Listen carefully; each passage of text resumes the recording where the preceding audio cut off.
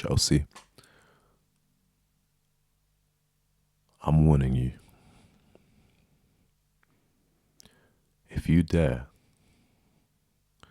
go absolutely insane this summer and do stupidity, I'm going to lose it. I'm going to lose it. The World Cup is on. Everyone's in a World Cup vibe, World Cup fever. Everyone's excited, seeing internationals go head to head. We've had bangers. Last night was Ecuador, Ivory Coast. You know, we had the Morocco-Brazil game. Sweden put in 5 past Tunisia. World Cup's underway. There's a few talking points, sure, but World Cup is very much underway. Chelsea, the limelight doesn't have to be on you all the time. Sometimes always move in silence, especially when you finish 10th. Sometimes always move in silence. What are we doing? Chelsea FC have sold, my club have sold Marc Cucurella, one of our best players, our first team left back, a staple in the club, to Real Madrid.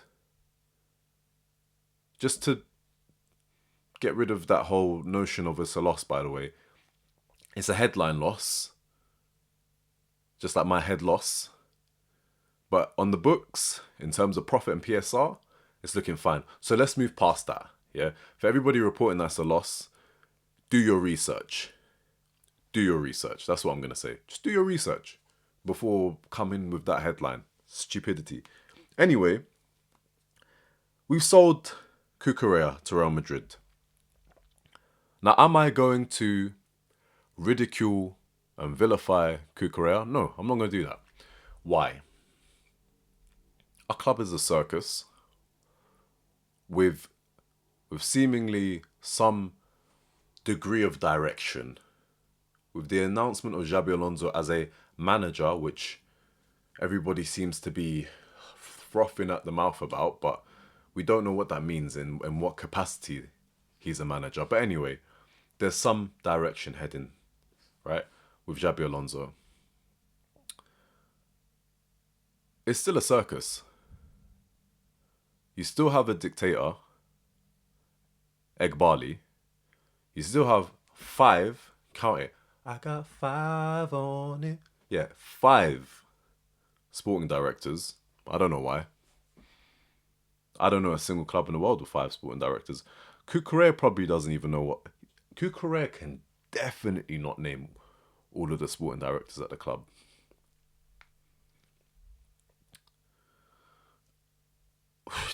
What do you want me to say? We can't blame him.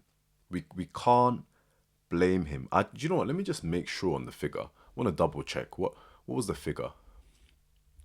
£47.5 million up front with £4.3 million in add-ons.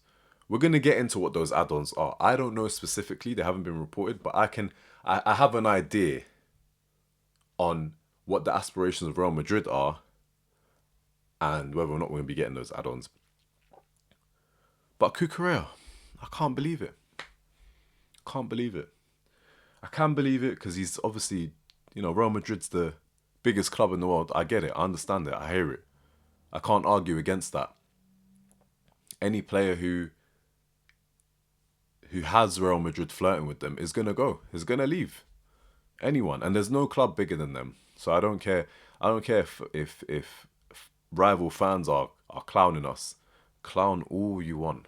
Because your players would leave your club for Real Madrid too. My opinion on Cucurella is a weird one because it's one of them ones where he wasn't a Marcus Alonso. In terms of going forward, just an attacking threat, he wasn't a Marcus Alonso. He wasn't a Ben Chilwell, who again also was an attacking threat. This is our first left back in a while. I'm trying to think. Maybe Aspilicueta on the left, where he would occasionally play left back. That's the last out and out super defense minded left back that we had. Because even Felipe Luis, he was more the kind to go forward than to be the defender. But my point being is that I'm not too fussed about Cucurella leaving, because from the fact of we need well, in the Premier League you need a fullback that can do both. Reece James can do both. Malo Gusto is great going forward, not great defensively. Right? On the left, Jaro Hato. It's up in the air what his strengths are. It really is up in the air. We actually don't know if his strengths are going forward. From the goals we've seen him score, it is defensively a bit shaky. But Cucurella, in terms of as a left back, as a full back, you know what you're getting, which is a solid defensive unit under Maresca. Yes, see, under Maresca, Cucurella was one of the best left backs in the league, if not the best left back in the league. However, under Rafinha, regression. Back when he was under Poch, wasn't saying much. Graham Potter, everybody was bad under Graham Potter. I think even the coach and staff were having off days under him. So, on the one hand, right, it's disappointing to see somebody who is a staple in the club, to see somebody who is a first team player leave. Fine. But on the other hand, we're not missing much in terms of going forward. And if you look at how Xabi Alonso plays his football with his wing backs, you had, when he was at Leverkusen, Grimaldo, Frimpong, a combination, I think it was 19 GA. 19 GA just from the fullbacks alone.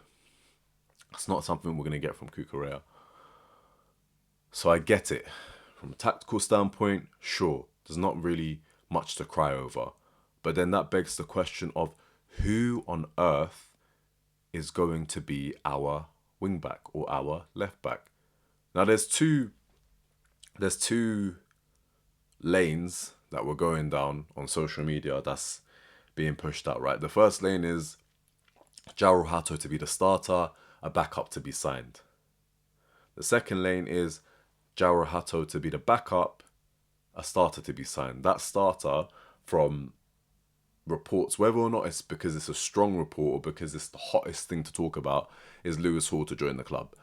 I'm telling you right now, Lewis Hall ain't joining us. For two reasons. One, Man United are sniffing around. And if you're a player, are you really going to go from that far up north to come down south to a circus over Man United, who have Champions League football? Probably not. Definitely not. I guess it will come down to the wages. And two, our directors and owners are stubborn, hard-headed. Do you really believe they would own up to their mistakes? They sold Lewis Hall to Newcastle. If you think they would look back and say, oh, do you know what? Guys, you might have made a mistake here. Let's bring him back. No. They're not bringing him back. So, if we know, I know, Chelsea fans, you know, how our owners work, how our sporting directors work, we know they're going to look at Jaro Hato and say, you're the guy. We're going to bring in someone, yeah, sign a backup who's like, flipping out, Jaro Hato's like 20 years old. What's the backup? I mean, the backup's going to be what, 17, 18 years old? How much younger can you get? But again, a factor to take into consideration is Xabi Alonso's input, his control. How much say does he have in the signings that we're going to be making? Because we need to be making signings. We finished 10th. And we've gotten rid of a first team player. There's only one reaction to have. As a club of our stature, and I don't care what anyone says, a club of our stature should be signing somebody of Cucurella's level or above, no less. Would the owners do that? I don't think so. So Cucurella, Thank you for your goal against United last minute to help us get Champions League football. Thank you for your contribution in the comeback against West Ham when we were 2-0 down. You know, thank you for your goal line clearances in the Club World Cup to help us win the games. Thank you for the character, the passion, being there from the get-go. You know, one of Blueco's first signings, and just an all-round solid guy. Like a solid guy to have in the squad.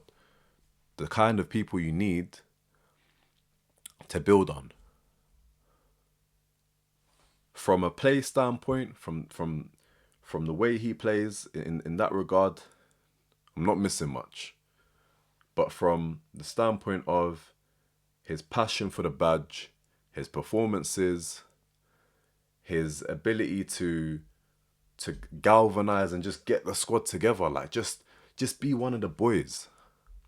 I'm gonna miss that. There's only one response to have. Really and truly.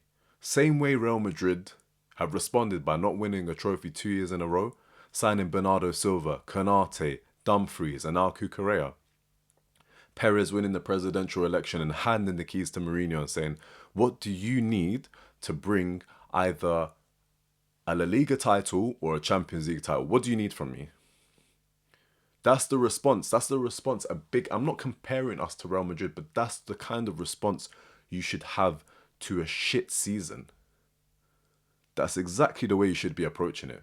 Will we approach it like that? No, because Eghbali ain't flipping Perez. He really isn't. Perez knows what it takes. Perez puts his balls on the table and says, listen, I'm not a dickhead. Let's go. Let's roll out. What are we on? Eghbali says, you know what? I'll think about it. Start smiling, giggling and stuff, man. I hate him. I actually hate him. But yeah, Chelsea, I'm begging you, just lay low for a bit. Stick to some, some solid signings. Nothing that grabs headlines. We have to deal with Enzo Fernandez later. That's going to be a headache. I really hope and pray it happens after the World Cup, because if it's during the World Cup, I'm trying to enjoy my time. These 6 weeks, I'm just trying to enjoy stress-free football. Don't watch the flag behind me. I don't really have many expectations of that country. It's different. Just want to enjoy the football, enjoy my time. I don't want no drama. But it's Chelsea Football Club. Is there such thing as no drama?